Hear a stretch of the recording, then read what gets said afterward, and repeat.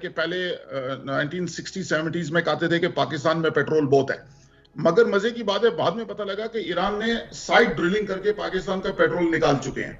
इसी तरह अगर आप देखें कि चाइना ने कोविड के दौरान प्री बिल्ट कंस्ट्रक्शन की कमालात कर दिए थे, ओवरनाइट कंस्ट्रक्शन करके उन्होंने साबित कर दिया था कि उनकी फंडिंग, उनके पास प्रोडक्शन फैसिलिटीज क्या है। ये सीपैक इतने अरसे से बना क्या रहा है? ये मतलब क्या 10 फुट पर ईयर के हिसाब से बनता है? नहीं, कुछ खुदाई कहीं और हो रही है, डिगिंग कहीं और हो रही है। वो उस हिसाब से जो काम है सीपैक का इतना लंबा नहीं लगता। ये काम चाइना तकरीबन 8 साल के अंदर ये पूरा करके, इसको फंक्शनल करके, इसके ऊपर बिजली से चलने वाली गाड़ियां भी बना सकता था, क्योंकि उस रोड के अंदर ऐसी फिटिंग मौजूद है कि वहां इलेक्ट्रिसिटी दी जा सकती है गाड़ियों के चार्जिंग स्टेशन के लिए।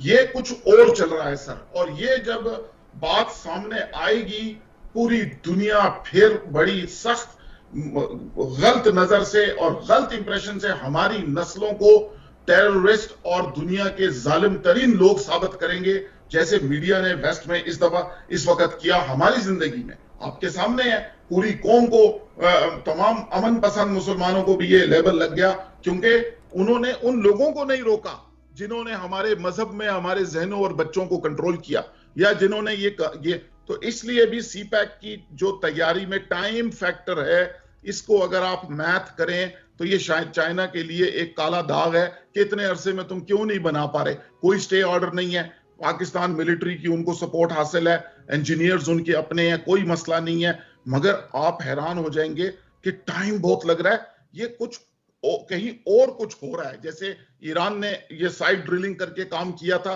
और उसको मीडिया ने छुपा लिया, मगर वेस्टर्न मीडिया को पता है, ओपेक को पता है। तो इसी तरह यहां पर भी एक राज बाद में फाश होगा, और वो राज हमारी नस्लों की गर्दन में इल्जाम बन करके आएगा कि तुम लोगों ने इसको रोका नहीं। पहले खान फारूक साहब जो बात कर रहे थे चाइना का जो ना मुद्दा जो है ना वो और थोड़ी देर बाद आएगा। वो उसकी वजह यह है कि हमने अपने आप को एक ऐसे सूदखोर बनिए के हवाले कर दिया है अपनी ज़मीन को, और उसको बेच दी हैं अपनी ज़मीनें, अपनी जायदादें, और उसको गिरवी रखवा दिया है, और उसके बाद अब हम उसको अदा नहीं कर सकेंगे तो क्या सूरत हाल होगी। ये क्वेश्चन है कि अगर आप जो मॉर्गेज रख दिया है पाकिस्तान को, इसको कैसे छुड़ाएंगे? इसको हम नहीं छुड़ा सकते।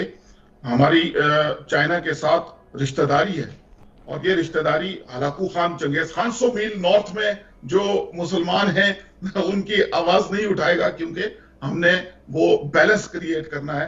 तो लिहाजा हमारी बड़ी लंबी एक है, तो चाइना के साथ हम हमेशा ये एक अजीबो गरीब एक डॉगमेटिक रिलेशनशिप में रहेंगे। मगर खतरा ये पड़ जाएगा कि जब चाइनीज लीडरशिप ऐसी आ जाएगी जिसको दुनिया क्या कहती है कि परवाह होगी। आप याद रखिएगा कि अमेरिकन को दुनिया क्या कहेगी कोई परवाह नहीं होती, ये अपना एजेंडा पूरा करते हैं। चाइनीज का भी ये होता है कि उनको थोड़ा सा लिहाज होता है, क्योंकि वो ईस्टर्न सोसाइटी है ना, तो वो थोड़ा सा इंप्रेशन के बारे में कॉन्शियस रहते हैं, प्रोटोकॉल होता है, उनके यहाँ जंग के भी असूल हैं। मगर कुछ दिनों के बाद मुझे लगता है कि चाइनीज जब तंग आ जाएंगे प्रोपेगेंडा से, और जब वो ज्यादती करना शुरू करेंगे, तो उसमें कई गरीब जो है उनकी पिटाई होगी, इबरत के लिए दूसरे लोगों को। ये चर्चिल ने कहा था कि मगरमच्छ की दोस्ती का सिर्फ ये फायदा होता है कि तुम्हें आखिर में खाता है। ओके, तो चाइना एक मगरमच्छ है और वो अपना आराम आराम से प्यार से हम लोगों को खाएगा। मगरमच्छ नहीं है, मैं तो समझता हूँ ईस्ट इंडिया कंपनी है जो कि हल्के हल्के धीरे धीरे कदम जमा रही है, और 1.4 बिलियन की आबादी और हम सिर्फ 22 करोड़। तो अगर सिर्फ और हमारा जो रकबे के लिहाज से सबसे बड़ा सूबा है बलूचिस्तान, हमें नहीं पता कि वो उसका इस वक्त कितना हिस्सा जो है वो चाइना में गिरवी रखा जा चुका है, ये भी नहीं पता है ना। हमारी मेरे ख्याल पार्लियामेंट को पता होगा ये बात। तो ये बात आवाम को क्यों नहीं बताई जाती कि जो खित्ता बलूचिस्तान का है उसमें बलूचों का कितना हक है, और उनको उसमें से कितना फ़ायदा मिल रहा है, क्या प्रॉफिट उनको जा रहा है, वहाँ की आवाम को क्या बेनिफिट मिला, वहाँ पे कितने स्कूल हॉस्पिटल बन गए, वहाँ पे कितने पानी के नल लग गए, या फिर ये कि ये सिर्फ और सिर्फ चाइनीज़ कॉलोनीज बनाने के लिए ये सीपैक को ड्रामा रचाया जा रहा है? ड्रामा है सर। अगर ये थोड़े से भी सही होते ना, तो ये पहले बलूचिस्तान के ऊपर स्कूल कॉलेजेस बना के उसको बिल्ड करते, दुनिया को दिखाते चाइना से, बेशक चाइना की इमदाद लेके कि देखो हमने तुमको वो किया है, उसके बाद फिर जो है दूसरे काम करते। लेकिन आज भी जो बलूचिस्तान के लोग मुख्तलिफ स्पेसेस में आके बोलते हैं, तो मुझे तो बड़ी हैरत होती है। अब हमें तो कोई आसमान से तो खबरें नहीं दे सकता, हमें लोग ही बताते हैं। तो जब जिस तरह की लोग तस्वीर कशी करते हैं उसकी, तो अफसोस होता है। लेकिन मुझे नहीं लगता कि आगे आने वाले दिनों में कोई ऐसी खास तब्दीली आएगी। ऐसे ही रहेगा मुल्क, हल्के हल्के जो है वो चाइना जो है जिस तरह दूसरी दुनिया के मुल्कों में कब्जा उसने किया है, इसी तरह आपको एक दिन पता चलेगा कि जनाब कुछ हिस्सा जो है वो, क्योंकि हमारे पास फंड नहीं थे, वो चाइना ने ले लिया है, किसी ने 100 साल के लिए ले लिया। और आपको पता है कि पाकिस्तान की कुछ जमीनें कंट्रीज ने ली हैं जहां पर उनकी काश्त होती है और वहीं से डायरेक्ट वो एक्सपोर्ट हो जाते हैं उन्हीं कंट्रीज में। ये भी पाकिस्तान में होता है। अच्छा, ये जो सवाल है, जी हाँ साहब, इसमें एविडेंस है अनीस साहब, इसमें एविडेंस ले लें कि बिल्कुल मोटा एविडेंस ले लें। किसी एनालिस्ट से पूछें कि चाइना ने पाकिस्तान में सीपैक के कितने बिलियन डॉलर लगे हैं, अगर वो नंबर आपके दिमाग में आ जाए तो आप पूछें इनमें से कितने बिलियन पाकिस्तानियों को मिले, वो कहेंगे कुछ भी नहीं मिला। सर वो अपना लेबर ला रहे हैं, अपनी सीमेंट ला रहे हैं, अपना सरिया ला के लगा रहे हैं, हमारी फैक्ट्रियों से तो कुछ ले नहीं रहे, तो फायदा किस चीज का होगा उन्हीं का। ये तो एक अजीबोगरीब किस्म का वो है। खैर, अच्छा, एक और सवाल भी ऐसे जुड़ा हुआ, और वो सवाल आ भी गया है। गुलशन वंजानी साहब ने सवाल पूछा है कि सीपैक प्लान का पेपर कब बाहर आएगा, मतलब असल में सीपैक की हकीकत क्या है, हमने क्या साइन करके दे दिया है उनको, क्या टर्म्स एंड कंडीशन है, क्या लेना है, क्या देना है, क्या परसेंटेज पे, किस परसेंट पे हमने जो है ना लोन लिया है, इसकी जो डॉक्यूमेंट है वो बाहर कब आएगी अवाम के सामने, ये खुल के अवाम के सामने पेश क्यों नहीं किया जाता, ये इतना खुफिया प्लान क्यों रखा जाता है? इसलिए कि ये मिलिट्री इंस्टॉलेशन है। दुनिया को ये नहीं पता कि ये चाइनीज जो ड्रैगन है, चाइना एक ड्रैगन की तरह लिया जाता है, उसका ये पहला कदम है, पंजा है जो गवादर में लगा है।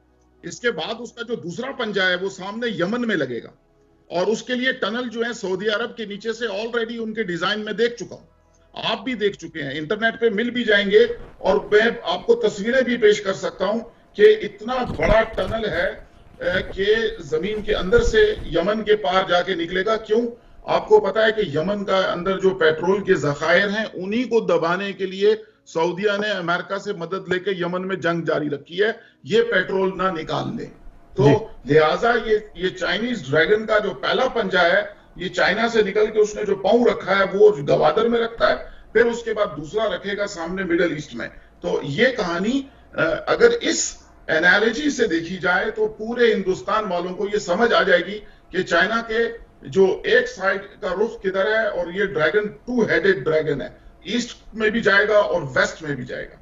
अच्छा, एक और इम्पोर्टेंट इसमें ट्विस्ट आया है कहानी में, चाइना, पाकिस्तान और हिंदुस्तान और अफगानिस्तान की कहानी में एक और ट्विस्ट आया है, और एक और कैरेक्टर दाखिल हुआ है। उस कैरेक्टर का नाम है अर्तुगरुल, यानी कि तुर्की जो है उसने उसके साथ पाकिस्तान की मोहब्बत की पींगें बढ़ती चली गईं और बढ़ रही हैं, बल्कि हालिया दिनों में हम देख रहे हैं कि पाकिस्तान ने ख़त भी लिखा है, उन्होंने उसकी यकीन दहानी भी कराई है।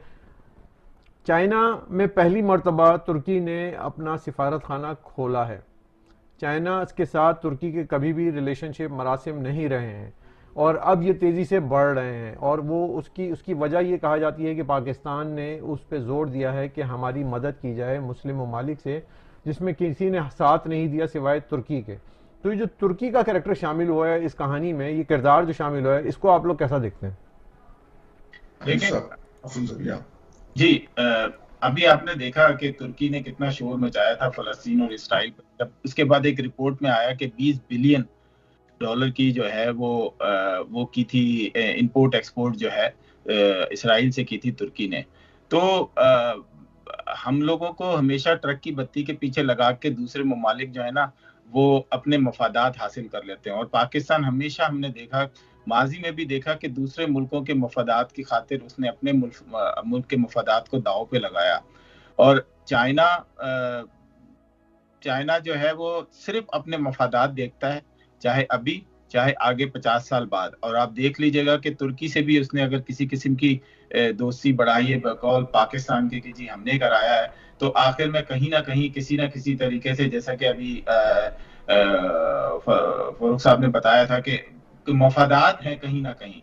चाइना बगैर मफाद के कहीं इंटर ही नहीं होता।